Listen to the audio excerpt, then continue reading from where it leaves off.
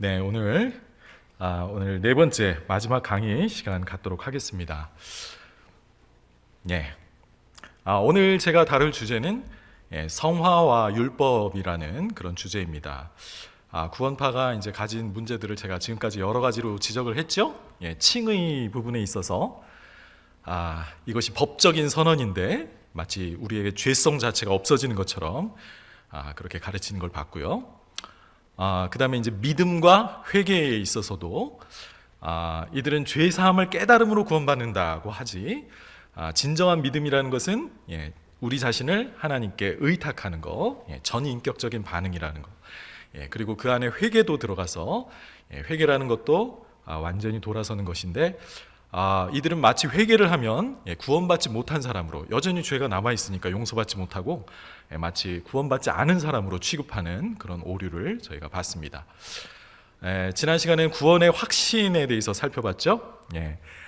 구원의 확신은 우리가 거듭날 때 참 가지면 너무 좋은 것인데, 어떤 경우에는 성도들 가운데 구원의 확신이 없는 경우도 있을 수 있다. 즉 예수 그리스도를 주와 그리스도로 믿고 있어서 분명히 구원받았지만 본인 자신이 그걸 깨닫지 못해서 그 안에서 기쁨과 어떤 평안을 누리지 못하는 경우도 있을 수 있음을 저희가 보았습니다. 그래서 사도 요한이 너희에게 영생이 있음을 알게 하려 함이라 라고 이렇게 성도들에게 편지를 쓴 것도 봤죠. 자, 오늘 성화와 율법에 대해서 역시 구원파가 가진 문제를 좀씩 살펴볼 텐데요. 오늘 잠깐 그 전에 예정론에 있어서 잠깐 이 구원파에서 잘못 가르치고 있는 부분을 살짝 지적하고 가겠습니다. 간단하게 다룰게요. 자, 예정이라는 단어가 신약 성경에 제가 알기로 세 군데가 나오는데 그 중에 한 군데가 에베소서 1장 4절과 5절이죠. 자, 우리 같이 한 목소리로 읽어볼까요? 시작. 곧 창세전에 그리스도께서 우리를 택하사 우리로 사랑 안에서 그 앞에 거룩하고 흠이 없게 하시려고 그 기쁘신 뜻대로 우리를 예정하사 예수 그리스도로 말미암아 자기의 아들들이 되게 하셨으니 그랬죠. 자, 여기서 그리스도 안에서 우리를 택하셨다. 언제요?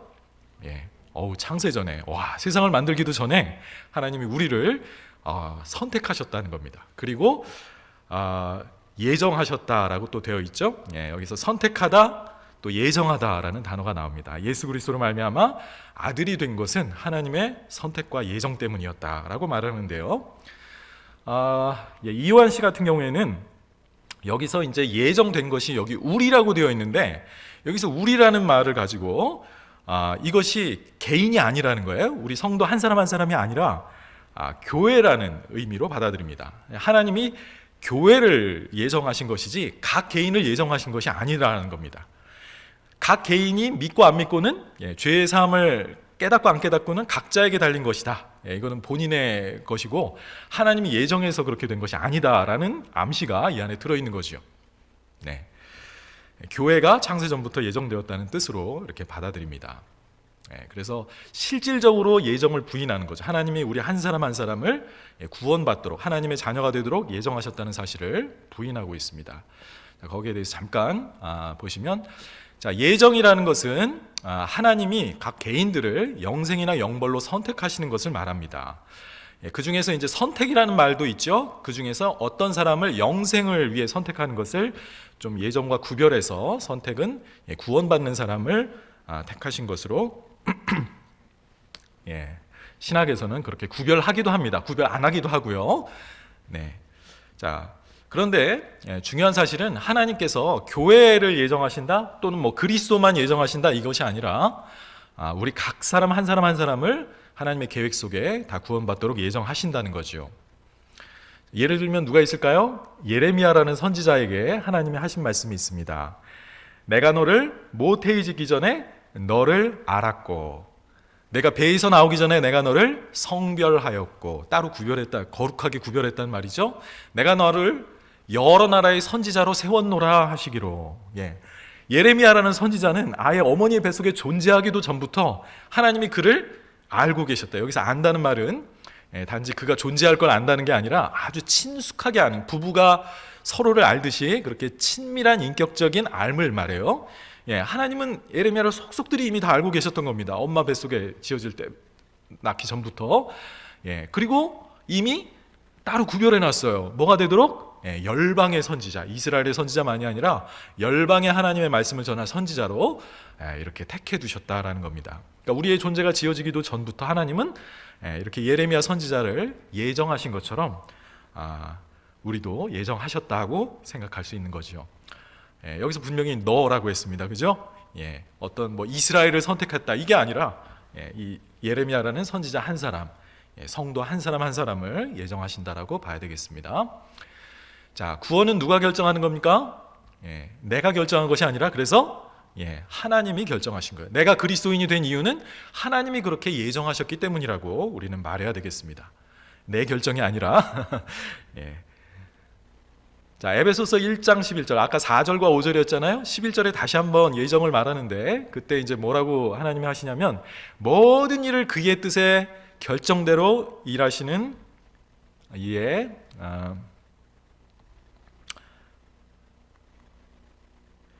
계획을 따라 우리가 예정을 입어 그 안에서 기업이 되었다라고 합니다.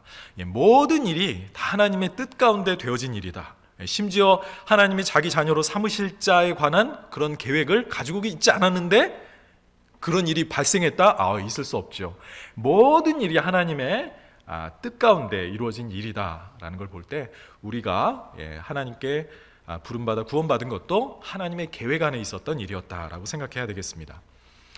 자, 그래서 구원받은 자는 모두 예정된 자라는 사실을 우리가 기억해야 되겠습니다. 예정이라는 단어가 이제 로마서 8장 30절에도 나오는데요. 우리 같이 한번 읽어볼까요? 시작. 또 미리 정하신 그들을 또한 부르시고 부르신 그들을 또한 의롭다 하시고 의롭다 하신 그들을 또한 영화롭게 하셨느니라 그랬어요. 자, 우리가 경험하는 것은 믿음이 처음이죠. 복음을 듣고 믿는 것인데 물론 성령님이 우리 안에서 진리의 빛을 비춰주시니까 우리가 은혜를 깨달았죠. 자, 그런 경험으로 시작되지만 이게 하나님의 관점에서 보면 하나님의 계획은 어디서부터 시작됐어요? 예정하심부터 미리 정해두신 겁니다. 미리 정하셨고 그래서 우리가 살고 있는 이 시대에 하나님이 우리를 어떤 특별한 정황 속에서 우리를 불러주신 거죠. 그래서 우리가 믿는 우리에게 칭의, 의롭다 하시고 마지막까지 아직 이루어지지 않은 일이지만 우리를 영광스럽게 하실 겁니다. 구원의 완성, 예수 그리스도와 같은 모습으로 영광스럽게 되는 것이 우리에게 다 예정된 일이다. 그러니까 하나님이 의롭다 하신 자, 믿음으로 의롭다 하신 자 중에 예정하지 않은 자는 아무도 없어요. 그죠? 그래서 이 사실을 기억하시기 바랍니다. 자, 이제 성화의 문제로 한번 넘어가 볼게요. 여러분들 잘 배우셨을 거라고 생각을 합니다만 구원이 칭의로만 되어 있는 것이 아니라 우리가 이렇게 거룩해져가는 영적으로 예수 그리스도를 닮아가는 그 과정이 있다. 이걸 성화라고 한다. 들어보셨죠? 그리고 마지막은 영화라고 방금 전에 말한 영광스럽게 하시는 그 순간까지 구원은 하나의 시작과 그 과정과 완성점이 있는 그 하나의 과정입니다. 자, 그런데 이 구원파에서는 자, 보세요. 이 성화의 개념이 아주 약합니다. 없거나 아주 약해요. 자, 왜 그러냐면 죄사함을 깨달음으로 일단 구원을 딱 받으면 그냥 그게 다인 거예요. 그거 이상 없습니다. 어떤 경우에도 구원은 취소되거나 잃어버리지 않고 다 보장되죠. 천국에 갈 수 있도록 보장되죠. 맞는데 요것을 전체로 삼는다는 데 문제가 있죠. 자, 권신찬 씨가 이런 말을 했다고 합니다. 자, 우리가 구원받았다고 하는 것은 이미 영이 받은 것이다. 영이 구원받은 것이다라는 거예요. 그래서 구원 이후의 죄가 영혼의 구원 이후에는 영향을 끼치지 않는다. 죄가 우리의 삶에 영향을 주지 않는다는 거죠. 구원은 영으로 받았으므로 육으로 하는 것은 상관이 없다는 거예요. 한 번 깨달았으면 다시 범죄가 없고 죄를 지어도 죄가 되지 않는다. 여태까지 우리가 쭉 살펴봤죠. 죄를 지었으면 보통은 고백하거나 회개를 해야 된다고 하는데 이 사람들은 감사합니다. 죄가 아니니까 회개하지 않죠. 그냥 그대로 가는 것밖에는 없습니다. 자, 그래서 이런 개념 속에 자, 구원파의 구원론에는 그래서 어떤 의미에서 성화가 불필요합니다. 왜? 죄사함 깨달았고 이제는 그 뒤로는 죄를 짓지 않고 그대로 천국에 갈 수 있기 때문에 그런 거죠. 자, 성화는 죄 사함과 함께 자동적으로 이루어집니다. 성화가 있다면 그거는 우리가 신경 쓸 필요가 없는 거예요. 노력할 필요가 없는 거예요. 그건 그냥 자연스럽게 우리에게 결과로서 따라오는 것이다라고 가르칩니다. 박옥수 씨의 말을 한번 볼게요. 자, 하나님의 말씀이 여러분을 지배하시면 더 이상 여러분 자신이 죄와 싸울 필요가 없는 줄 압니다. 여러분이 더 이상 술을 끊으려고, 담배를 끊으려고, 도둑질을 하지 않으려고, 방탕한 생활을 하지 않으려고 노력할 필요가 전혀 없게 됩니다. 여러분 안에 계시는 예수 그리스도가 여러분의 마음속에서 죄악을 이기게 해주실 것입니다 라고 기록했어요. 그러니까 성화를 위해서 뭔가 애쓰거나 죄와 싸우거나 이럴 필요가 없이 그냥 모든 것을 다 그냥 죄사함 때 예수님이 다 처리해 주신 거예요. 그러니까 어떤 것도 노력할 필요가 없이 그냥 주님께 다 맡기면 다 끝까지 보장된다. 이런 구원관 속에 있다 보니까 성화에 대해서는 사실 생각할 필요가 없게 되는 거죠. 자, 그다음에 그래서 이들의 구원론을 가만히 들여다보면 죄와 싸울 필요가 없다라는 얘기를 자꾸 하는 걸 봐요. 잠시 후에 보겠지만 이게 성경의 가르침과 정면으로 배치되는 말인데, 자, 또 이제 박옥수 씨가 하는 말 들어봅시다. 자, 우리는 우리 자신을 잘 모르고 있어서 내가 죄를 짓지 않으려고 노력하면 되는 줄 알고 있습니다. 여러분, 죄를 이길 수 있는 방법은 여러분이 죄에게 지는 것입니다. 그래야 죄를 이길 수 있습니다. 나는 죄를 지을 수밖에 없는데 내가 죄를 못 이긴다고 고백했을 때 주님이 도와주지, 내가 이기려고 애쓰는 사람은 주님이 도울 수가 없습니다. 그러므로 여러분이 죄에게 져야 합니다. 이게 알쏭달쏭한 말이죠. 죄에게 져야 된다. 그러니까 우리는 한마디로 죄와의 싸움에서 이길 수가 없다는 거예요. 죄를 극복할 수, 우리는 태생적으로 죄악 덩어리고 죄의 뿌리고 죄의 나무라서 죄와 싸우는 거는 우리가 할 수 없는 일이다. 그러니까 아예 처음부터 포기해라. 오직 예수 그리스도께 다 맡겨라. 이것이 구원파의 입장입니다. 이러니 성화 개념이 거의 없다고 봐도 과언이 아니겠죠. 이완 씨 같은 경우는 생활 구원이라 그래서 그거를 좀 인정한다고는 하는데, 아마 구원의 개념 자체가 이렇게 죄 사함을 깨달음이라는 것에서는 동일하거든요. 그러다 보면 역시 생활 구원의 개념이라고 해도 아주 약할 거라고 생각합니다. 자, 성경에서 말하는 성화의 개념을 한번 살펴보겠습니다. 자, 성화라는 것은 신자의 삶을 거룩하게 하시는 하나님의 사역입니다. 자, 하나님은 우리를 그냥 내버려 두시지 않고 용서받은 죄인으로 그냥 내버려 두시는 것이 아니라, 천국 갈 때까지 그대로 그냥 보존해 두시는 것이 아니라 계속해서 우리를 거룩하게 하시려고 지금 애쓰고 계십니다. 그게 지금 하나님이 하고 계신 일이에요, 우리 안에서.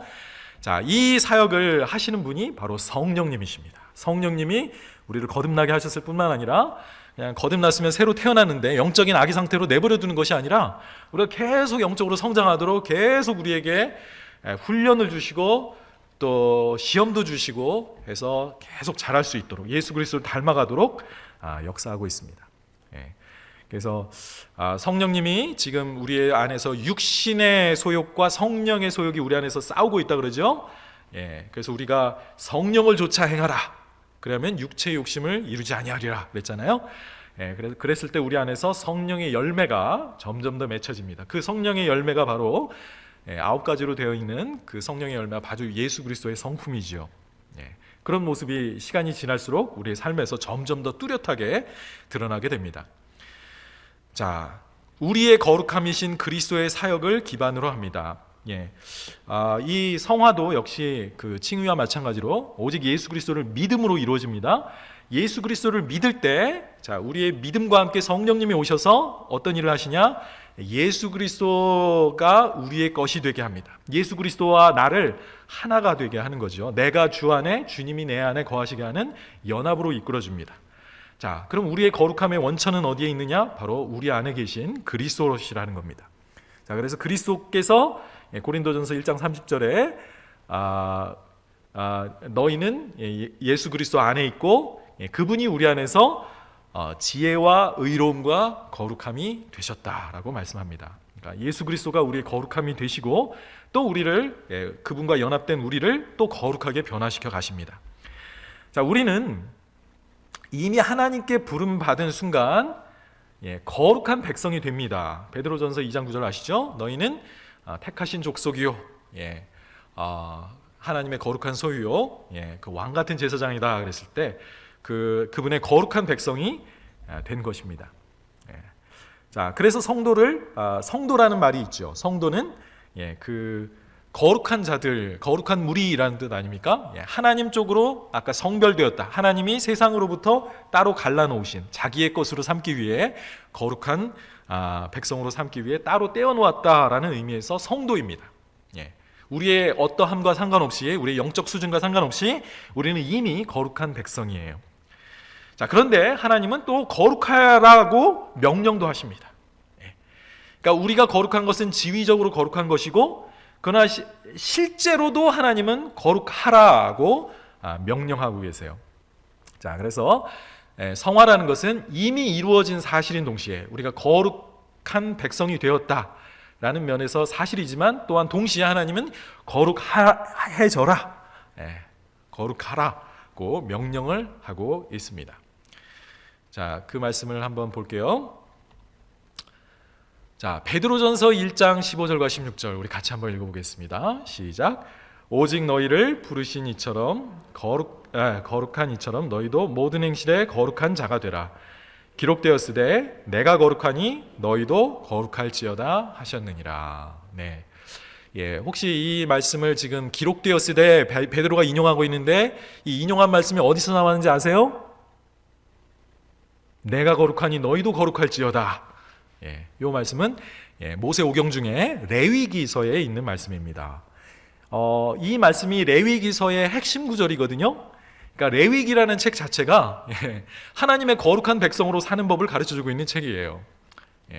그래서 이스라엘 백성은 이미 하나님의 거룩한 소유로서 이 거룩한 백성으로 살아가야 되는데, 거룩함을 침해당했을 때마다, 즉 죄가 들어왔을 때마다 그걸 어떻게 다시 거룩함을 회복할 것인가, 속죄, 그 제사 제도에 대해서 자세히 말하고 있는 거죠.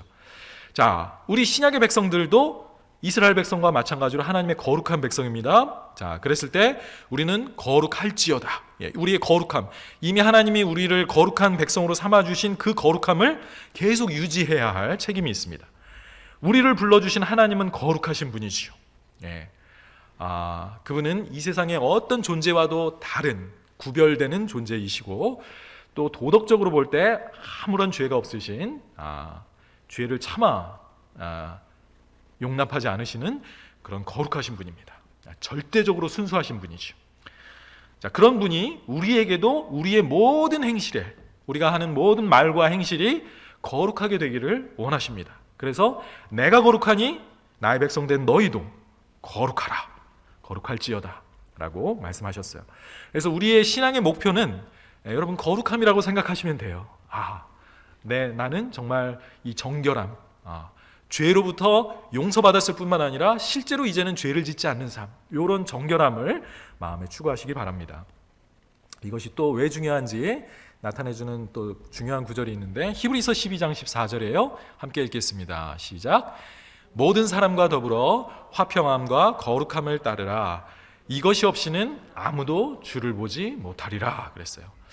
자, 이 말씀 우리가 그냥 쉽게 지나가기 쉬운데, 모든 사람과 더불어 화평함 그리고 거룩함을 따르라고 했습니다. 이 거룩함, 근데 이제 이것이 없이는 주를 보지 못하리라 그랬거든요. 그때 이제 이것이라고 했을 때 그 이것은 화평함이 아닌 거룩함을 가리키는 겁니다. 그러니까 히브리서 기자는 거룩함이 없이는 어떻게 된다? 우리의 삶이 거룩하지 않으면 주님을 보지 못한다는 거예요. 하나님을 경험할 수 없다는 겁니다. 하나님과 교제하고 하나님이 내 삶에 나타나시고 내 삶에서 음성을 들려주시고 갈 길을 인도하시는 그 모든 경험은 어디에서 나온다? 거룩한 삶에서 나온다는 겁니다. 이거 율법주의가 아니고요. 이미 죄를 용서받은 하나님의 백성이 어떻게 살아가야 하는가, 거룩함을 추구할 때 하나님은 그 사람에게 자기 자신을 나타내 보여주신다는 겁니다. 자, 그래서 우리의 신앙생활 속에 정말 하나님과, 살아있는 하나님과의 교제 속에 들어가야 되잖아요. 그죠? 그냥 나 혼자 그냥 하나님 이렇게 찾고 독백하고 이런 게 아니지 않습니까? 그렇다면 우리가 진정한 신앙생활을 하기 위해서는 반드시 우리의 삶에 거룩함이 있어야 거룩하신 하나님이 우리의 삶에 나타나신다라는 거죠. 그래서 우리가 정말 거룩함을 중요하게 여기고 이 성화를 중시 여기고 우리가 힘써야 되겠습니다. 자, 성경적인 성화는 중생과 함께 단번에 즉각적으로 주어지게 됩니다. 이걸 가리켜 결정적 성화 혹은 신분적 성화라고 해요. 신분 자체가 거룩해졌기 때문에 우리는 하나님을 믿는 순간, 구원받은 순간 하나님의 백성이 되고 그런 지위 자체가 의롭게 여김 받은 자체가 우리에게 거룩함을 줍니다. 우리는 세상과 분리된 하나님의 거룩한 백성이에요. 성도죠. 자, 이것은 점진적 성화와 구별됩니다. 이건 실질적으로 거룩해지는 그 과정을 말해요. 그래서 이 두 가지 개념을 다 마음에 염두에 두셔야 되겠습니다. 자, 구원받았을 때 우리는 거룩한 백성이 됩니다. 자, 그런데 하나님은 실제로 거룩해지라고 우리에게 명령하고 계십니다. 결정적 성화는 이미 우리의 삶에 사실로 이루어진 거고요. 우리는 점진적으로 성화되기 위해 노력해야 합니다. 자, 거룩함의 목적은 무엇일까요? 우리의 목적, 성경은 분명하게 제시하고 있습니다. 예수 그리스도를 닮는 것입니다. 로마서 8장 29절에 맏아들의 형상을 본받게 하기 위하여 우리를 미리 아신 자들로 이 맏아들의 형상을 본받게 하기 위하여 하나님이 예정하셨다라고 되어 있죠. 하나님의 그 큰 계획은 뭐냐? 그냥 구원받고 죄 용서받고 그냥 천국에 간다가 아니라 하나님의 원대한 계획은 사실 너무 무리한 계획이라고 생각되죠? 감히 그 예수 그리스도, 하나님이 사람이 되신 그 예수 그리스도를 닮도록 하는 게 하나님의 목적이래요. 얼마나 이게 막 말도 안 되는 목표입니까? 그죠? 예수님과 우리 사이의 차이가 얼마나 커요. 그런데 하나님은 그렇게 만드시기 위해 지금 우리를 계속 훈련하고 계시고 빚어가고 계시다는 거죠. 그러니 우리 인생이 얼마나 피곤합니까? 그러니 여러 가지 고난과 역경이 다가오는 게 너무 당연하죠? 그런 빚어짐이 없이는 우리가 절대로 주님을 닮지 않죠. 뭐하러 힘들게 예수님을 닮으려고 하겠습니까? 하나님이 그 목적을 가지고 지금 우리의 인생을 계속 이렇게 인도해 가시는데 우리는 그냥 천국에 가면 된다고, 그냥 죄 용서받았으면 됐다고, 하나님 저희 더 이상 건드리지 마세요, 마치 이런 자세로 신앙생활을 하지는 않습니까? 하나님의 목적에 나의 목적을 맞춰야 되겠죠. 주님은 지금 이 목적으로 내 인생을 이끌어 가시는구나. 그럼 나의 인생의 목적도 바로 이것으로 맞출 때 이 목적이 빨리 이루어지고 우리 안에 하나님과의 그런 갈등과 그런 다툼이 없어지게 됩니다.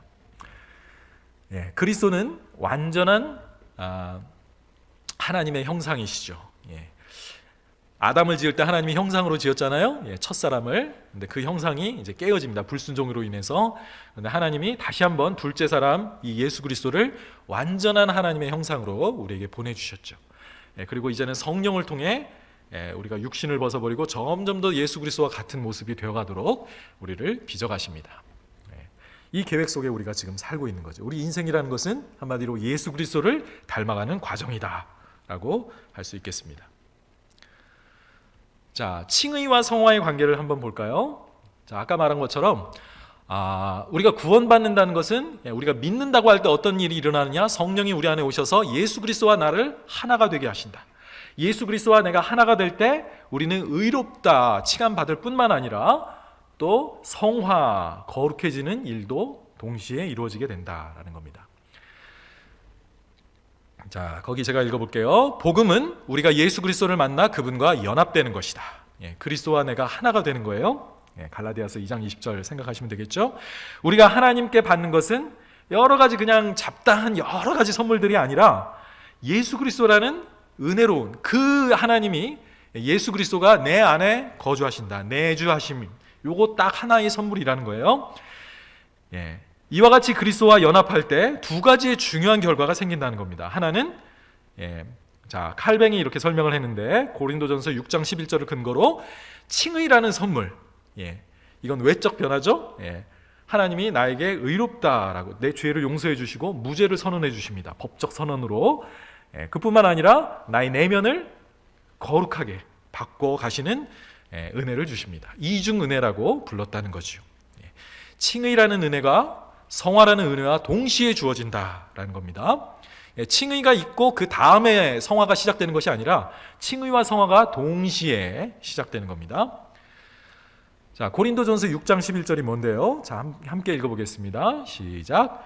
너희 중에 이와 같은 자들이 있더니 주 예수 그리스도의 이름과 우리 하나님의 성령 안에서 씻음과 거룩함과 의롭다 하심을 받았느니라. 네, 예수 그리스도를 가지면 다 가진 겁니다.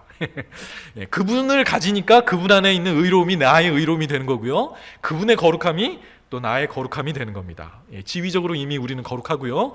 그 거룩함이 내 실제 삶에서 이루어질 수 있도록 애써야 되는 것이 바로 성도의 삶입니다. 자, 칭의는 외적인 신분의 변화입니다. 반면에 성화는 내적인 성품의 변화입니다. 그러니까 칭의만을 생각하면 하나님은 그냥 나의 법적 지위를 바꿔주셔서 죄인이었던 나를 의인이 되게 하셨죠. 나에게 무죄를 선언해 주심으로 하나님의 자녀로 받아들여 주셨어요. 그런데 그것만이 다가 아니라 정말 내 안에 있는 이 문제는 이 육신이잖아요. 이 죄성, 이 죄성을 하나님이 바꿔주시는데 이게 막 그 박옥수가 말하는 것처럼 이게 뿌리채 뽑혀 없어지는 게 아니라 그 죄라는 존재 자체가 없어지는 것이 아니라 성령님이 내 안에 들어오셔서 이 죄를 직면해서 싸워 이길 수 있는 힘을 공급하신다는 겁니다. 자, 칭의에서 우리는 법적으로 의롭다고 선언받고요. 성화에서는 실제로 의롭게 됩니다. 의롭고 또 거룩한 삶을 살 수 있게 된다는 거죠. 자, 알리스토 맥그라스가 하는 말 또 보겠습니다. 그러므로 칭의는 죄인들에게 향하신 하나님의 외적인 역사이고 성화는 하나님이 그 사람 안에서 일으키시는 역사다. 칭의와 성화는 이론상 구별될 수 있어요. 종교 개혁자들이 이걸 처음으로 이렇게 구별한 겁니다. 분명히 개념적으로 다르죠. 그리고 그렇게 보는 게 또 성경적으로도 맞습니다. 실제적으로는 나눌 수 없다. 의롭다 하심을 받은 사람은, 의롭다 칭함받은 사람은 누구나 실제로 의로워지는 삶을 살게 되기 때문이에요. 그러니까 겉에 나의 신분만 바꿔준 것이 아니라 하나님은 나의 내면도 거룩하게 바꾸어 주신다는 거죠. 이게 둘 중에 하나만 일어나는 것이 아니라는 겁니다. 참고로 카톨릭 신학에서는 이 법적인 선언으로서의 칭의 개념이 없죠. 성화만 있습니다. 성화만 있게 될 때의 약점은 뭘까요? 구원의 확신을 가질 수가 없죠. 죽어봐야 안다 이렇게 됩니다. 물론 내 안에서 점점 더 내가 거룩해지는 그 삶은 있겠지만 확실한 100%의 구원을 가질 수가 없게 되죠. 자, 성화라는 것은 그래서 이렇게 이해하시면 되겠습니다. 죄의 권세로부터의 해방이다라는 겁니다. 자, 칭의와 성화를 한번 비교해 볼까요? 칭의라는 것은 뭡니까? 죄의 형벌로부터의 면제입니다. 죄가 있으면 거기에 대한 심판을 받아야 되는데 하나님이 더 이상 내 죄를 이제는 죄가 없는 걸로 간주해 주시는 거거든요. 그러니까 형벌, 하나님의 진노가 없어지는 겁니다. 하나님이 더 이상 내 죄에 대해서 심판하지 않으시는 거예요. 그래서 이 punishment, 이 P라는 단어, 보세요. 죄의 형벌로부터의 구원입니다. 그런데 성화는 뭘까요? 죄의 파워, 죄의 권세. 죄가 나의 삶에서 왕노릇하지 못하도록, 이제는 예수 그리스도가 내 안에서 다스리시니까 이제는 왕좌가 죄였다가 이제는 예수 그리스도로 넘어간 겁니다. 그래서 더 이상 죄가 내 삶에서 나를 지배하지 못해요. 왕노릇하지 못합니다. 내 안에서 왕노릇하는 것은 예수 그리스도가 나를 지배하고 다스리게 된다. 이것이 바로 죄의 권세로부터의 구원입니다. punishment, 파워, 그 다음에 이제 영화라고 있잖아요. 마지막에 영광스럽게 될 때는 죄의 존재 자체로부터, 아예 죄의 존재 자체로부터, 그때는 presence라는 또 P를 씁니다. 자, 찰스 라일이라는 학자가 이렇게 말했어요. 자, 죄에 대한 죽음은, 이제 로마서 6장에서 말하죠. 죄에 대한 죽음은 우리의 희망사항이 아니라는 거예요. 이건 실제라는 겁니다. 우리는 정말로 죄에 대해서 죽었다는 거예요. 그리스도께서 죄에 대하여 죽으셨고 우리가 침례를 통해 그분의 죽음에 연합되었기 때문이다. 그 로마서 6장 2절의 말씀 아시죠?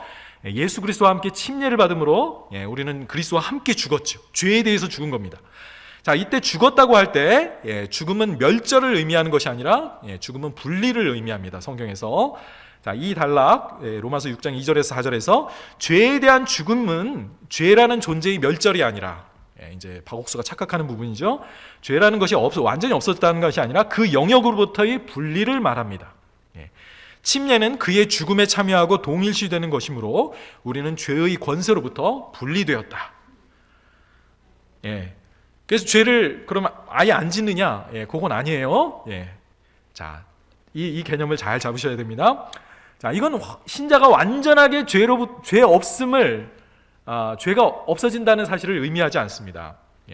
요한일서 1장 8절에서 9절 기억나시죠? 우리가 죄 없다 하면 하나님을 거짓말하는 자로 만드는 거라 그랬어요. 우리는 여전히 죄를 짓습니다. 그러나 그리스도 안에서 우리가 죄에 속박당한 상태가 깨트려진 겁니다. 구원받기 전에는 우리는 죄의 노예들이었어요. 그렇죠? 요한복음 8장에 보면 예수님이 아들이 너희를 자유케 하면 너희가 참으로 자유하리라 그랬어요. 우리가 남의 종된 적이 없는데 왜 자유케 된다고 하느냐 그랬을 때 예수님이 죄를 짓는 자마다 죄의 종이니라 그랬어요. 자, 자연인으로 태어난 모든 사람들의 상태는 뭡니까? 죄의 노예들이에요. 죄에 속박당해 있는 상태입니다. 그래서 자기는 자유의지대로 행한다고 생각을 하지만 실제로는 그의 마음에 죄가 그의 삶을 다스리고 있는 것이죠. 자, 그런데 예수 그리스도께서 우리를 구원해 주셨을 때 어떤 일이 일어난다고요? 그리스도께서 내 안에 거하심으로 나를 죄의 권세로부터 해방시킨다고 할 때는 이 죄의 속박 상태로부터 나를 풀어주시는 겁니다. 나를 자유케 하시는 거예요. 그래서 이제 나를 지배하는 것이 죄라는 그 악덕 그 독재자가 아니라 하나님 또는 예수 그리스도가 내 삶을 다스리는 삶을 살게 된다는 겁니다.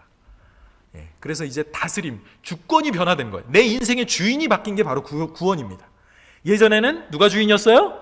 죄가 주인이었어요. 죄의 종이었어요. 그런데 이제는 의의 종이 되었다라고 표현합니다. 또 은혜가 다스린다라고도 하죠.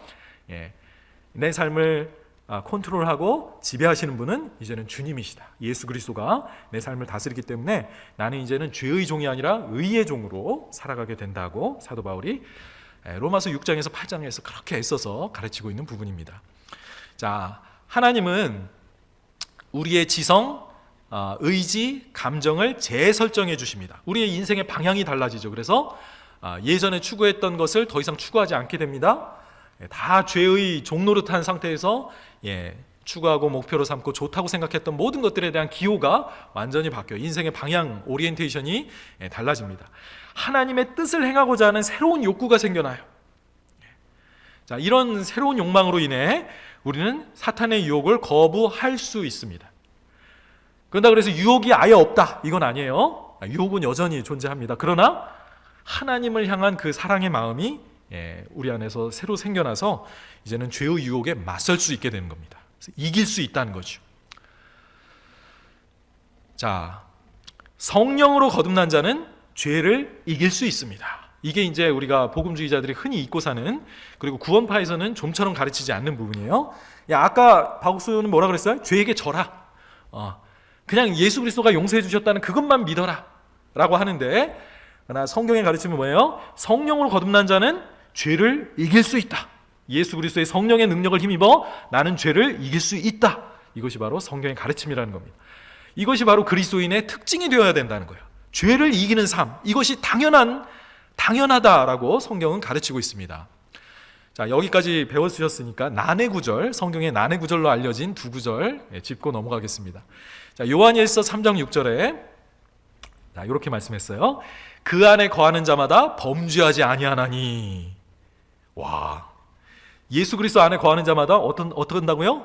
범죄하지 않는다라고 요한이 선언하고 있어요.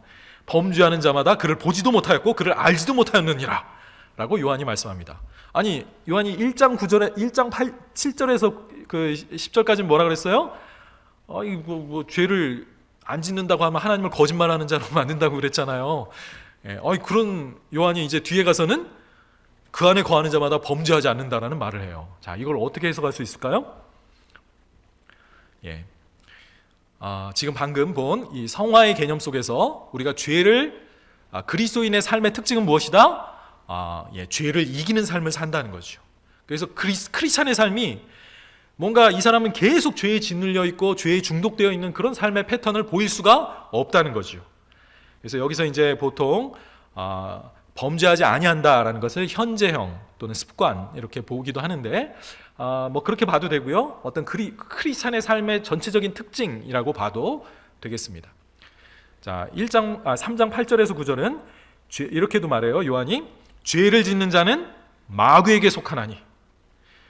그리스도인의 삶이 한마디로 이 사람은 죄를 짓는 그 죄인의 삶으로 특징 지어진다면 이 사람은 누구 거라고요?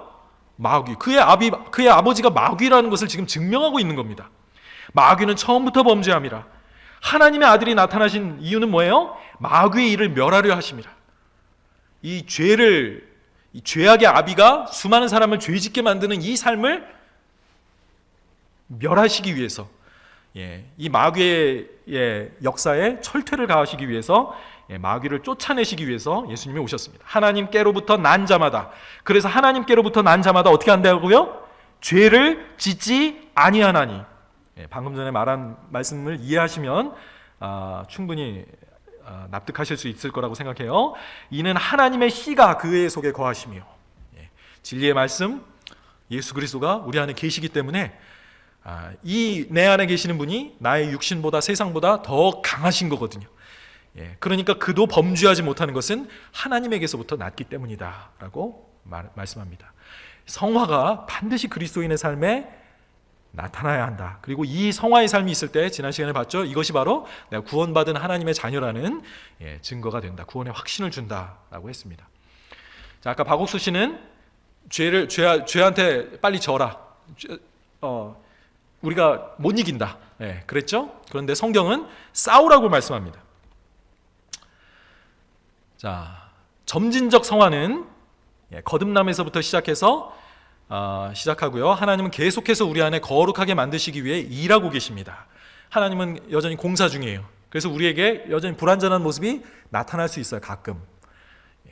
그러나 전체가 늘 죄를 짓고 뭐 연약하고 이게 그리스도인의 삶을 특징지어서는 안 되고, 하나님이 지금 공사 중이에요. 그래서 많이 불완전하지만 그러나 하나님을 닮아가는 과정에 있습니다. 자, 성경은 우리가 하나님께 우리의 삶을 바치라고 얘기하죠. 그리고 거룩하게 위해 분투해야 한다, 싸워야 한다라고 말씀합니다.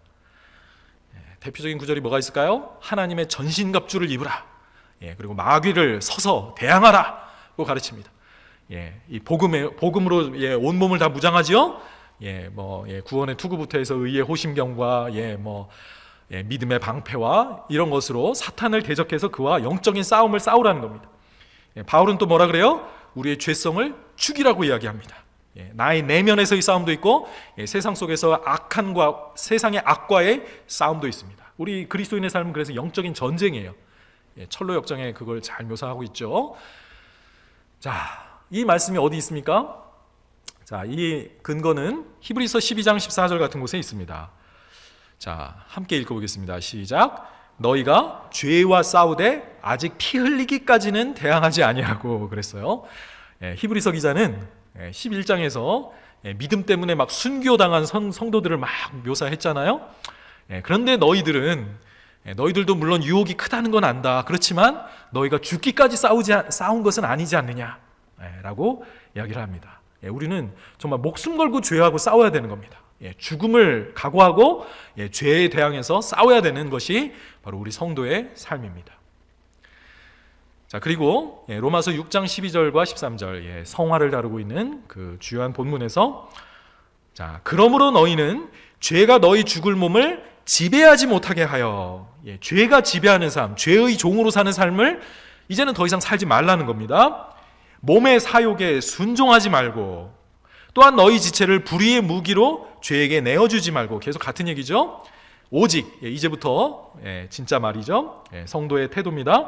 너희 자신을 죽은 자 가운데서 다시 살아난 자 같이, 예수 그리스도와 함께 죽고 다시 부활한 사람 같이 하나님께 드리며 너희 지체를 의의 무기로 하나님께 드리라 그랬습니다. 나의 몸은 이제는 의의 무기, 의의 병기예요. 싸움의 도구입니다. 내 몸은 전쟁터예요. 누구와 누가 싸우고 있습니까? 서로 나를 옛날로 돌리려는 그 마귀가 다시 한번 죄의 종으로 나를 끌어들이기 위해 계속 애쓰고 있죠. 그랬을 때 나는 어떻게 해야 됩니까? 내 자신을 하나님께 바치고 하나님께 복종해서 의의 병기가 되도록 계속 나는 노력해야 됩니다.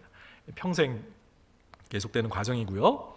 자, 로마서 8장 12절에서 13절까지로도 함께 읽겠습니다. 시작. 그러므로 형제들아, 우리가 빚진 자로 돼 육신에게 져서 육신대로 살 것이 아니니라. 너희가 육신대로 살면 반드시 죽을 것이로되 영으로서 몸의 행실을 죽이면 살리니. 그랬습니다. 우리가 빚진 자, 하나님이 우리에게 너무 큰 은혜를 주셨죠. 그것은 죄의 빚을 탕감해 주신 거 아닙니까? 자, 그런데 그런 우리가 육신에게 져요. 이거는 있을 수 없는 일이야. 죄에게 굴복하는 거 아니에요? 다시 마귀에게 종노릇하는 그런 삶 산다는 거, 이건 말도 안 된다는 거. 하나님이 어떤 값을 치르고 우리를 그 죄의 종에서 해방시켜서 하나님의 소유가 되게 하셨는데 다시 옛날 삶의 스타일로 돌아간다는 것은 말도 안 된다는 거예요. 육신대로 살면 이게 이제 이건 크리스찬이 아닌 사람의 태도잖아요. 그러면 그 길은 멸망의 길이라는 겁니다. 자, 그런데 그리스도인의 삶은 뭐예요? 영으로서, 성령님이 나를 살게 하신 그 영으로 몸의 행실을 죽이면, 성령으로 내 몸에 내 육체를 쳐서 복종시킨다. 사도 바울이 그랬잖아요. 그런 것처럼 자꾸 죄악을 지으려는 내 몸을 내 영에 복종시키는 것, 하나님의 뜻에 굴복하게 만들도록 내 몸을 훈련시켜 나가야 된다는 것이죠. 이렇게 되도록 해야 됩니다. 이렇게 되기 위해서 우리는 어떻게 해야 돼요? 싸워야 됩니다. 이거는 그냥 거저 얻어지는 게 아니에요. 그냥 자포자기하고 아유 주님이 다 용서해 주셨죠, 감사합니다, 그냥 편하게 천국에 갈 수 있는 삶이 아니라는 거예요. 많은 수많은 마귀와의 전쟁, 육신과의 전쟁, 세상과의 전쟁을 통해 우리는 이기는 자가 되도록, 정복자가 되도록 하나님이 우리를 부르셨습니다. 여호수아도 보시면 하나님이 약속의 땅을 주셨잖아요. 근데 여호수아가 어떻게 해야 됩니까? 그 땅을 다 하나님이 주신 땅을 그걸 자기 것으로 삼기 위해서는 계속 그 가나안 민족들과 정복 전쟁을 벌여야 됐죠. 싸우기만 하면 여호수아가 이깁니다. 왜요? 하나님이 주신 그 땅이니까요. 그래서 그 약속을 믿고 나가서 싸우면 이겨요. 그래서 여호수아가 가나안을 정복한 것처럼 그걸 우리의 좀 내적인 삶에 적용을 해본다면, 여러분 믿으세요. 이거를 지금까지 몰라서 여태까지 패배하고 사셨을 수 있어요. 성화를 제대로 못 배우셔서. 지금 분명히 하나님은 우리가 죄를 이길 수 있는 그런 일을 다 해두셨어요. 예수 그리스도의 은혜는 죄를 용서해 주시는 데서 그치는 것이 아니라 나의 내면을 바꿔서 성령의 권능으로 내 육신을 이길 수 있는 그런 권세도 주신다 그랬어요. 그러면은 이제는 믿고 여호수아처럼 나가서 싸워 이기는 겁니다. 정복해서 그 땅, 죄악이 지배하고 있는 그 땅 하나하나마다 하나님의 이름을 다 깃발로 꽂아 놓는 거죠. 내 삶에 그래서 더 이상 죄악이 발붙이지 못하고 이제 모든 삶의 영역에서 하나님이 주인이 되시고 그분이 영광을 받으시는 그런 삶이 되도록 우리가 힘써야 되겠습니다. 자, 이것은 하나님과의 협력으로 이루어져요. 나 혼자 힘으로 되는 것이 당연히 아니죠. 성화를 위해서 우리는 하나님과 협력해야 된다라고 말합니다. 여러 가지 많은 구절들이 있는데 그 중에 이제 빌립보서 2장 12절과 13절 한번 볼게요. 자, 우리가 잘 아는 말씀이죠. 함께 읽어보겠습니다. 시작. 그러므로 나의 사랑하는 자들아, 너희가 나 있을 때뿐 아니라 더욱 지금 나 없을 때에도 항상 복종하여 두렵고 떨림으로 너희 구원을 이루라. 너희 안에서 행하시는 이는 하나님이시니 자기의 기쁘신 뜻을 위하여 너희로 소원을 두고 행하게 하시나니. 그랬습니다. 자, 여기서 두렵고 떨림으로 너희 구원을 이루라 그랬어요. 이거는 내 힘으로 구원을 성취한다라는 뜻이 아니겠지요, 그죠? 빌립보 성도들은 이미 거듭난 성도들이고 그들에게 지금 바울이 권면하고 있는 겁니다. 이미 구원을 받고 의롭다 칭함을 받은 그들에게, 이미 거룩한 하나님의 소유가 된 자들에게 뭐라 그래요? 두렵고 떨림으로 내 구원이, 내가 하나님이 내 안에서 이미 이루신 구원을 현실화시키라 하는 겁니다. 내 삶에서 실제가 되게 하라. 이건 뭘까요? 실제로 구원, 하나님이 내 삶의 구원자가 되셔서 정말로 내가 죄를 이기는 삶을 살라는 것이죠. 근데 이것을 두렵고 떨림으로 하래요. 왜일까요? 이건 뭐 따놓은 단상이 아니라 가끔씩 우리가 선줄로 생각할 때 넘어질 수도 있기 때문입니다. 그래서 항상 하나님 앞에서 두려운 마음으로 우리의 성화를 이루어 가야 합니다. 그러니까 구원받은 나의 의롭고 거룩한 나의 그 지위가 나의 현실이 되도록 계속 우리가 노력을 해야 된다는 거죠. 하나님이 우리 안에서 기쁘신 뜻을 이루기 위해 지금 역사하고 계세요. 그래서 마음에 소원을 두고 행하게 하고 계십니다. 그러니까 나는 내 안에서 역사하고 계신 그 성령님을 따라 계속 순종함으로 우리의 구원이 현실이 되도록, 하나님의 나라, 하나님의 통치가 내 삶의 현실이 되도록 계속 애써야 된다는 거죠. 자, 존 머레이라는 장로교 신학자가 이렇게 말했습니다. 자, 우리 안에서 행하시는 하나님은 우리가 노력하기 때문에, 우리가 하니까 하나님은 중지하지 않으신다라는 겁니다. 또 하나님이 역사하니까 우리의 노력을 안 해도 된다? 아니라는 거예요. 자, 그 관계는 마치 하나님이 자기의 부분을 감당하시고 우리는 우리의 부분을 감당하는 것처럼 엄밀하게 구별되지 않습니다. 하나님은 우리 속에서 역사하십니다. 그리고 우리도 역시 노력합니다. 그러나 그 관계는 하나님이 역사하시기 때문에 우리가 노력할 수 있다는 겁니다. 그러니까 하나님이 이끄시고 나는 따라가는 겁니다. 뭐 어디까지가 하나님의 역사고 어디까지가 내 노력인지는 모르지만 하나님이 나를 거룩함으로 이끌어 가시고 나는 그분에 따라서 순종함으로 거룩함이 내 삶에 이루어지도록, 나의 구원이 현실이 되도록 우리는 그렇게 하나님과 함께 나아가고 있다는 것이죠. 사도 바울은 목표를 향하여 나는 진격한다, press on, 나는 계속 밀고 나간다, 이렇게 표현을 하기도 했죠. 그렇습니다. 너희 안에 착한 일을 시작하시니가 그리스도 예수의 날까지 이루실 줄을 확신한다. 바울은 이런 빌립보 성도들 안에 있는 이런 하나님의 역사로 인해 성도들이 그 하나님과 함께 협력해 나갈 때 최후 승리를 거둘 것을 믿었던 겁니다. 자, 여기까지 이제 성화의 문제를 봤고요. 구원파가 가진 율법에 관한 관점이 또 잘못되어 있음을 살펴보겠습니다. 자, 구원파는 율법은 십자가에서 끝난 것이기 때문에 구원받은 사람은 더 이상 율법의 규범에 묶여 가책을 받을 필요가 없다고 주장합니다. 그러니까 그리스도인의 삶은 율법과 하등 상관이 없다. 왜냐하면 십자가에서 우리는 다 죄를 용서받았을 때 이 율법의 저주로부터 다 해방됐기 때문에 더 이상 그리스도인의 삶은 율법과 상관이 없다, 이렇게 가르치는 거예요. 자, 그런 맥락에서 주일 성수, 11조, 금식, 새벽기도, 기도 생활까지도 이걸 율법이라고, 율법의 카테고리에 넣습니다. 그러니까 일반 성도들의 신앙생활은 다 율법에 얽매여 있는 거예요. 구원받을 때 율법에서 완전히 해방되었기 때문에 이런 규범에 얽매일 필요가 없다는 겁니다. 자, 그래서 권신찬 씨가 또 이렇게 가르칩니다. 복음과 종교를 구별하면서 종교는 죽은 것이고 복음은 살리는 것이다, 이렇게 구별해요.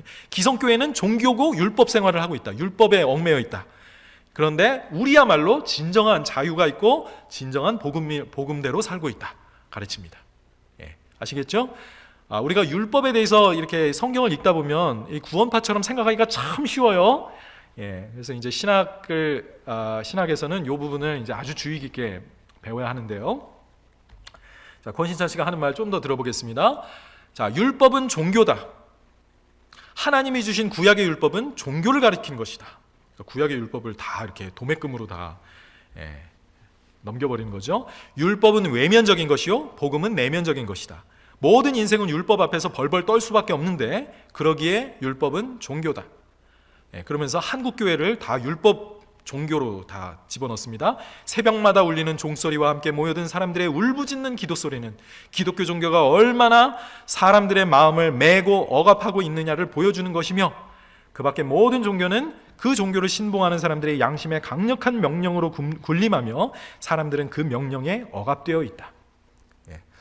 모르겠어요. 이제 권신찬 씨가 이때 이제 뭐 80년대, 70년대 보았던 그 한국 교회의 모습이 정말 이렇게 죄를 용서해달라고 부르짖는 그런 쳇바퀴 도는 신앙생활을 하고 있었다면 이 비판이 어느 정도는 맞는 말일 수 있지만, 정말 이것이 한국 기독교 전체를 다 이렇게 싸잡아서 이렇게 이야기할 수 있는지 참 모르겠습니다. 자, 그러면서 어쨌거나 기성교회는 다 율법이고 종교다, 이렇게 이야기했고요. 정동석 교수가 이렇게 설명합니다. 권신찬 씨는 로마서 7장에 남편과 아내로 비유된 율법과 성도의 관계에 대해 설교했던 적이 있다.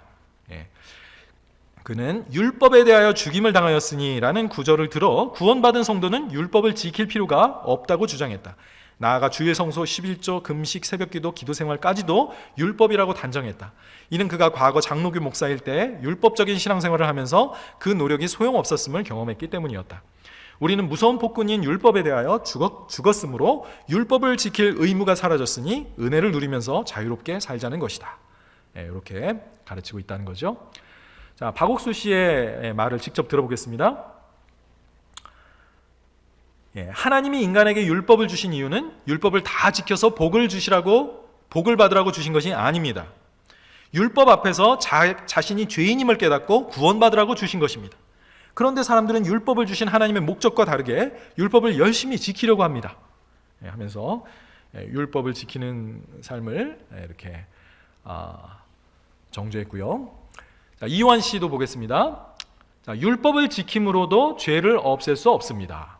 왜냐하면 율법은 죄를 깨닫게 하는 것 이상 아무것도 할 수 없으며 율법은 온전히 지켜져야만 하는 것이므로 완벽히 지킬 사람이 없기 때문입니다. 자, 여기서 이제 요한 씨도 율법의 기능을 죄를 깨닫게 하는 것이다. 딱 거기까지만 제시했습니다. 그리고 율법은 거울과 같은 역할을 합니다. 어떠한 죄인인가를 깨닫게 해줍니다. 죄를 깨닫고 예수님 앞에 나아가 그 죄를 씻김 받습니다. 율법을 통해 죄를 깨닫고 예수님 앞에 가서 죄 씻음을 받는 것입니다. 율법으로는 죄를 깨달았으면 율법은 이제 다 치워버리는 거죠. 이런 신앙생활을 가르치고 있습니다. 자, 그러나 성경에서 가르치는 율법 개념을 이 기회에 한번 잘 배워두시기 바라요. 자, 율법은 하나님의 거룩하고 선하신 성품이 반영된 법입니다. 그렇죠? 하나님이 제정하신 법이잖아요. 자, 이를 지킴으로 구약시대 이스라엘 백성은 하나님의 언약에 머물러 있는 표를 하게 된 것입니다. 내가 하나님의 신실한 백성임을 나타내는 표가 이 하나님이 주신 거룩한 법을 지킴으로써 하나님의 언약 백성으로 살아갈 수 있었던 거예요. 그러나 하나님의 백성이 되는 것 자체는 사실 이스라엘 백성도 은혜로 되었죠. 이스라엘 애굽에서 노예 생활하던 이스라엘 백성들이 하나님의 은혜로 구원자 모세를 통해 풀려났잖아요. 그건 은혜였는데 은혜를 받은 성도들이 하나님의 백성으로서 신실하게 살아가는 표는 바로 모세의 이 율법에 신실하게 머물러 있어야 했습니다. 자, 신의 산 언약은 그러나 조건적이에요. 순종하는 자에게는 축복을 약속하고 불순종하는 자에게는 저주를 약속하고 있습니다. 자, 그런데 문제는 뭐예요? 율법을 완전하게 지키는 사람이 아무도 없다는 것이죠. 이미 구약 성도들도 다 그걸 고백하고 있잖아요. 주님 앞에 완전한 사람이 없다는 거죠. 그래서 결국 율법은 어떻게 돼요? 저주를 불러오게 됩니다. 이 조건 중에 그래서 율법은 이스라엘 백성들은 약속의 땅에서 쫓겨나야만 됐고요. 율법은 계속 우리를 정죄하고 사망에 이르게 합니다. 그래서 죄와 사망의 법이라는 말이 있죠. 율법은 우리를 정죄하고 결국 죽음에 이르게 합니다. 그러니까 아까 죄가 모든 사람들을 이렇게 주인 노릇하고 있다. 죄의 종이다 그랬는데 이 죄가 모든 사람을 종으로 사로잡을 수 있는 이유는 뭐예요? 율법 때문입니다. 율법이 죄에게 그런 권세를 주는 거예요. 그러니까 죄는 율법에서 딱 힘을 얻어가지고 모든 사람을 자기 죄 아래 가둬두고 그래서 모든 사람을 죽음에 던져넣는 그런 파워를 가진 게 죄죠. 인격화된 죄고 그걸 이제 사탄이라고 하기도 하죠. 자, 이런 죄와 사망의 법에 얽매이게 하는 게 율법입니다. 자, 그래서 이런 의미의 율법을 예수 그리스도께서 폐지하셨죠. 자, 법조문으로 된 계명의 율법을 폐하셨다 그랬어요. 그 율법을 무력화시킨 겁니다. 더 이상 이게 효력이 없게 만든 거예요. 이 둘로 자기 안에서 한 새 사람을 지어 유대인과 이방인이 이제는 새로운 한 사람, 새로운 하나님의 백성이 되도록 화평하게 하셨다 그랬어요. 자, 그리고 로마서 10장 4절에서 그리스도는 모든 믿는 자에게 의를 이루기 위하여 율법의 마침이 되셨다라는 말도 있어요. 그러니까 율법은 예수 그리스도 안에서 분명히 그 효력을 다한 것입니다. 그 목적을 다 이룬 거예요. 그런 의미에서 율법은 끝났다라고도 할 수 있습니다. 자, 그런데 이게 율법에 대한 가르침의 전부가 아니에요. 율법에 대해서 긍정적으로 말하는 본문들이 있습니다. 예수님은 율법을 폐하러 오신 것이 아니라 율법을 완전하게 하려고 오셨다라고 했죠. 자, 좀 이따 왜 그런지 다 종합적으로 살펴보겠습니다. 자, 사도 바울도 뭐라 그랬냐면요. 율법은 하나님의 말씀으로서 하나님의 뜻을 반영하는 선하고 거룩하고 의로운 법이라고 합니다. 문제는 율법에 문제가 있는 게 아니라 내가 육신에 팔려 있다라는 것이 문제라고 하지요. 나의 육신이 문제지 하나님의 율법은 문제가 아니에요. 이 문제가 어떻게 해결되는지 좀 이따 보겠습니다. 자, 바울은 자신이 전하는 복음이 오히려 율법을 세운다라고 가르쳐요. 그런즉 우리가 믿음으로 말미암아 율법을 파기하느냐? 그럴 수 없느니라. 이건 굉장히 강한 말이에요. Never, 절대 아니다라는 거예요. 도리어 율법을 굳게 세운다라고도 말씀합니다. 자, 그래서 이 교회사에서는 종종 이제 율법 폐기론이라는 게 나타나요. 반율법주의라고도 하는데 바로 이 구원파가 대표적인 반율법주의 그런 가르침을 가르치는 곳이라고 할 수 있겠습니다. 자, 정통 그리스도인들은 언제나 율법주의도 거부했고요. 내가 행함으로 하나님의 은혜를 내가 얻어낼 수 있다. 이런 공로주의, 율법주의를 거부했을 뿐만 아니라 이제는 율법이 필요 없다. 내가 죄사함 받았으니까 더 이상 나는 율법과 아무 상관이 없다라는 반율법주의도 거부해왔던 겁니다. 그러니까 한쪽에는 율법주의, 한쪽에는 반율법주의를 정통교회는 다 거부하면서 그 중도의 길을 걸어온 거예요. 자, 이 율법을 그럼 어떻게 이해해야 됩니까? 하나는 끝났다고 하고 하나는 여전히 율법이 유효하다고 하는데 이걸 어떻게 종합시킬 수 있을까요? 아주 긴 시간 설명해야 되지만 간단하게 말씀드릴게요. 자, 그리스도인들은 성령의 인도하심을 받아 행할 때 율법의 요구를 이루는 삶을 살게 됩니다. 성령님이 우리 안에 오셔서 하나님의 종으로, 의의 종으로 살아갈 때 우리는 율법의 요구를 이루는 삶을 살게 됩니다. 자, 왜 그런가 하면 자, 이 새 언약에서 그걸 약속하고 있거든요. 맑은 물을 너희에게 뿌려서 너희로 정결하게 하되 곧 너희 모든 더러운 것에서와 우상 숭배에서 너희를 정결하게 할 것이며. 자, 이스라엘 백성들이 이제 지금 약속의 땅에서 쫓겨나서 포로로 잡혀가는데 다시 회복될 것을 약속하시면서 너희의 모든 죄로부터 내가 정결케 할 것이다. 이게 이제 맑은 물이고요. 정결례죠. 자, 그 다음에 또 내 영을 너희 속에 두고 새 마음을 너희에게 주되 너희 육신에서 굳은 마음을 제거하고 부드러운 마음을 줄 것이며. 이스라엘 백성들의 이 완고한 그 상태, 목이 굳은 백성이라는 그 상태, 이거에 대해서 이것 때문에 불순종하는 거 아니겠어요? 하나님의 법이 마음에 새겨져야 되는데 그렇지 않았던 거죠. 그래서 이게 마음의 할례를 받으라라고 이미 모세가 얘기를 했었죠. 자, 그리고 27절에서 뭐라 그래요? 또 내 영을 너희 속에 두어. 성령님이죠.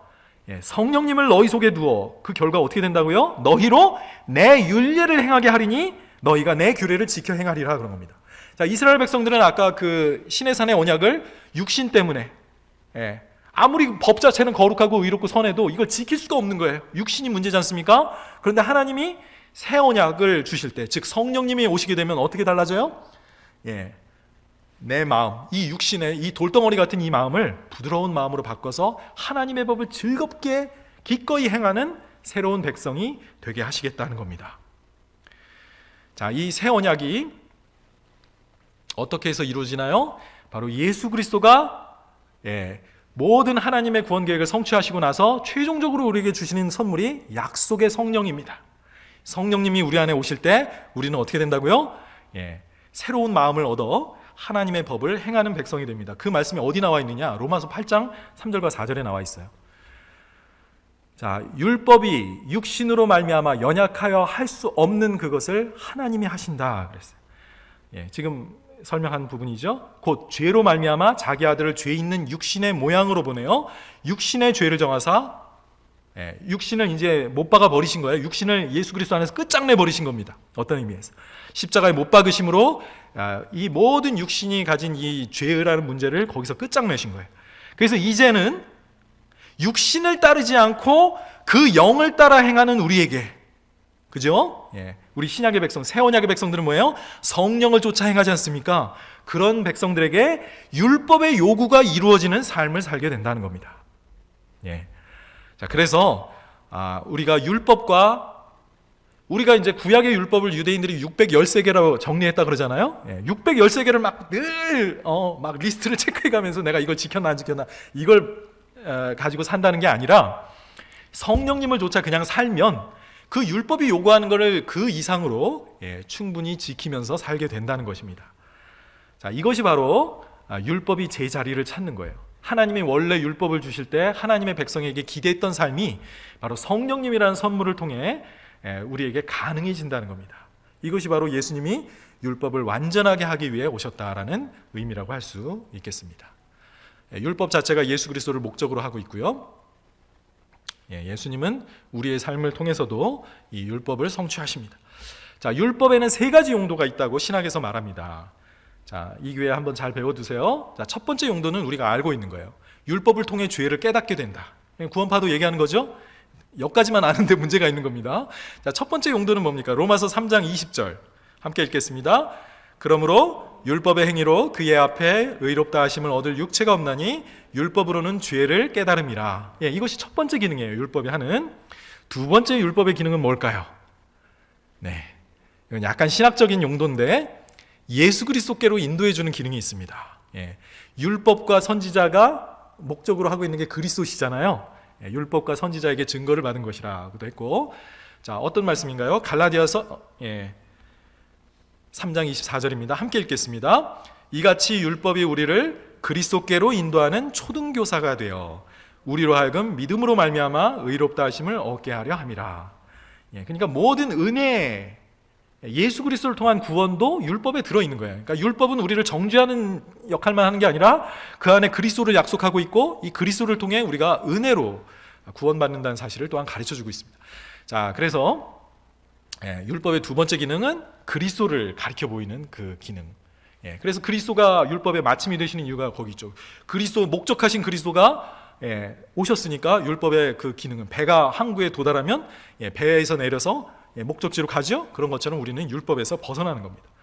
자, 세 번째 기능이 근데 또 있다는 거죠. 자, 이 세 번째 기능에 주의해야 되는 게 바로 오늘 저희가 지금 본 부분입니다. 뭐예요? 구원받는 자가 거룩한 삶을 살도록 안내한다라는 겁니다. 자, 예를 들면 사도 바울이 로마서에서 복음을 다 진술하고 나서 13장에 가서 그리스도인의 삶을 다루면서 뭐라 그럽니까? 간음하지 말라, 살인하지 말라, 도둑질하지 말라, 탐내지 말라 한 것과 그 외에 다른 계명이 있을지라도 10계명이죠. 내 이웃을 내 자신같이 사랑하라 하신 그 말씀 가운데 다 들었느니라. 사랑의 계명 안에 그 모든 10계명이 다 요약된다라는 거죠. 사랑은 이웃에게 악을 행하지 아니하나니 그러므로 사랑은 율법의 완성이니라.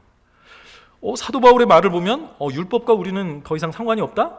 그런 것을 보지 않습니다. 오히려 그 모든 10계명을 우리가 사랑의 계명을 지킬 때 다 성취한다, 다 지키게 된다라고 가르치고 있다는 거죠. 그래서 율법의 이 세 번째 기능을 우리가 마음속에 염두에 두어야 되겠습니다. 자, 이제 마지막으로 자, 그리스도인과 율법의 관계를 정리해 보겠습니다. 자, 이미 예수 그리스도를 믿음으로 그리스도 안에 들어간 자는 자에게는 더 이상 율법은 정죄하지 않습니다. 그러므로 예수 그리스도 안에 있는 자에게는 결코 정죄함이 없나니 그랬죠. 하나님의 이제는 율법이 그럼 하는 일은 뭘까요? 정죄하는 기능이 아니라 거룩한 뜻을 알려주는 그런 기능을 하게 됩니다. 자, 그리고 성도에게 있어서 이제는 성령님이 내 마음을 변화시켜 주셨기 때문에 율법이 무거운 짐이 되지 않는 거예요. 유대인들이 짊어지고 결국은 지키지 못했던 그런 무거운 짐이 아니라 하나님의 선하시고 완전하시고 기뻐하신 뜻으로 받아들여지게 됩니다. 이 기쁨을 이미 시편 기자에서 시편 기자들이 노래하고 있잖아요. 여호와의 율법을 즐거워하여 그 율법을 주야로 묵상하는 자로다. 누가요? 성도가. 왜 그럴까요? 그 안에 성령님이 계시니까 그 성령님이 쓰신 율법이 너무 달고 송이꿀처럼 단 거죠. 그런 기쁨을 시편 기자들이 수도 없이 노래하고 있습니다. 그래서 율법이 그리스도인의 삶과 무관하지 않습니다. 자, 세 번째로 자, 우리가 이 율법을 지킨다라는 것은 이제는 율법주의가 아니에요. 그러니까 행함으로 구원받기 위해서, 구원을 얻기 위해서 지키는 그런 순종이 아니라 그건 율법의 행위겠죠. 이거는 구원받기 전에 그런 어떤 종교적인 노력이죠. 이게 아니라는 겁니다. 자, 우리 그리스도인들이, 이미 구원받은 그리스도인들이 이 율법을 지키는 삶을 사는 이유는 뭡니까? 성령으로 말미암아 율법을 지키는 삶을 사는 이유는 나를 구원해 주신 하나님에 대한 감사의 마음이에요. 감사합니다, 주님. 구원해 주셔서. 그래서 주님의 뜻을 기쁘게 행하고요. 그 다음에 이 하나님을 사랑하는 증거가 바로 순종입니다. 나의 계명을 가지고 지키는 자라야 나를 사랑하는 자니. 나를 사랑하는 자는 내 아버지께 사랑을 받을 것이요 나도 그를 사랑하여 그에게 나를 나타내리라 그랬습니다. 자, 그래서 우리가 율법을 이렇게 죄를 깨닫는 기능 그 첫 번째만 가지고 이해할 것이 아니라 우리의 삶을 인도해 주는 그런 거룩한 하나님의 뜻으로 받아들일 때 우리는 이 성화를 위한 그런 올바른 그런 훈련을 할 수 있다. 성화의 도구가 될 수 있다라는 것을 배웠습니다. 이런 의미에서 우리가 교회에서 하는 모든 이 구원파에서 정죄했던 그런 모든 것들이 감사의 표현이고요. 하나님 사랑해서 하는 그런 규례들이라는 거죠. 그것들까지 정죄하는 것은 잘못됐다라고 하겠습니다. 잠깐 기도하고 마치겠습니다. 살아계신 아버지 하나님, 우리 사랑하는 성도들이 정말 하나님이 원하시는 거룩함을 이룰 수 있는 그런 성도들이 되게 하여 주시옵소서. 아버지 하나님, 하나님의 말씀이 그 삶의 기쁨이 되고 하나님의 법이 그 마음에 새겨져서 그 율법을 자원함으로 즐겁게 행하는 그런 거룩한 성도들이 될 수 있도록 하나님 축복해 주시옵소서. 감사하신 예수님의 이름으로 기도드렸습니다. 아멘.